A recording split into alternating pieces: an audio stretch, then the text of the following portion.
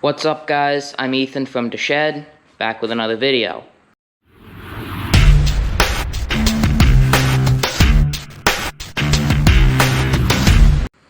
As I had planned for part 2, I was going to weld the diff on the Craftsman LT2000 mud/race mower. I brought it over to my father and uncle's shop, and I worked on it for a day, welding the diff and putting a 3-inch pulley on top of the transaxle. When I got home that night, I went on my camera to look at the footage, and it was all gone. I have no clue how it happened, but my camera deleted all of the footage from that day of doing the transaxle. All I have left are a couple pictures on my phone that I took of it while I was welding. What I'm going to do so that you can still stay updated on the mower build is I have printed out a diagram of the transaxle, and I'm going to show you what I did to it. This is the diagram right here. These are the axles, and this whole thing right there is the diff.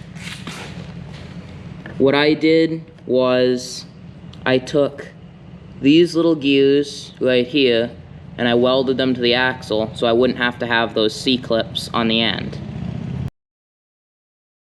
Then I took these two gears right there and I welded them onto that rod in the middle so that it would completely lock these two axles together, and when I spun one wheel and held the other, they would both still spin, instead of one stopping and the other still spinning. So I did all that. Then, after I put the transaxle back together, I put this 3-inch pulley on top of it. And then I went to go take the pulley off of the engine shaft and flip it upside down, so that the bigger pulley would spin the transaxle and the smaller pulley could sit down below where the deck used to hook up. What I didn't realize is that the inside shaft diameter, it skinnies up as it goes down, so I am not able to flip it upside down because it won't fit over the shaft. So sadly, I have to go back on Amazon and order a pulley for the engine shaft. I will probably have that pulley in by the end of the week, and then I will do a video of installing that, and I can get a belt for it, and hopefully in that video we can drive it. What I might do in the meantime is I still have, I gotta find it here somewhere.